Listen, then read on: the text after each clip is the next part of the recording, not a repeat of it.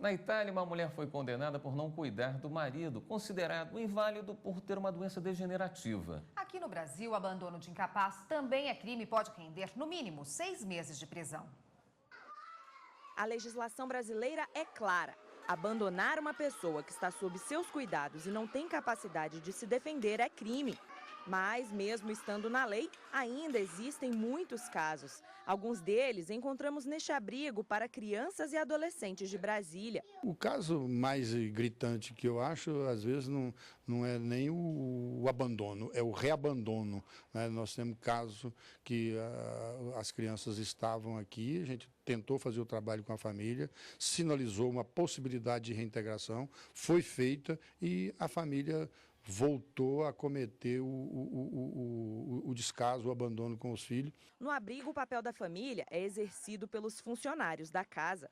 Como se a gente fosse mãe mesmo, que a gente cuida, né?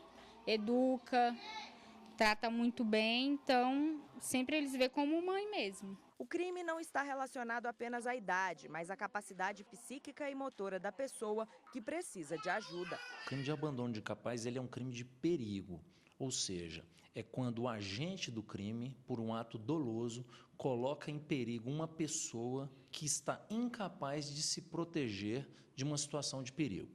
Então, exemplo, um menor pode ser abandonado, um menor que não tenha condições de se proteger diante de uma situação? Sim. Um idoso pode, uma pessoa com algum tipo de doença pode. Então, são esses casos aí que a lei quer prever quando ela constrói esse tipo penal do abandono de incapaz. Na Itália, uma mulher foi condenada criminalmente por abandonar o marido incapaz durante semanas. Ele tem uma doença hereditária e degenerativa que afeta o sistema neurológico. Segundo a família do homem, a esposa teria recebido uma pensão destinada a ele e desaparecido por vários dias. Por causa disso, a justiça italiana entendeu que ela tem o dever de cuidar do marido. Já no Brasil, a pena para esse tipo de crime varia dependendo do dano causado à vítima. A vítima neste crime, ela num primeiro momento, ela não sofre qualquer dano, ela não sofre uma lesão corporal, ela só é exposta a uma situação de perigo. Exatamente por isso o crime começa com uma pena bem branda, começa lá em 6 meses.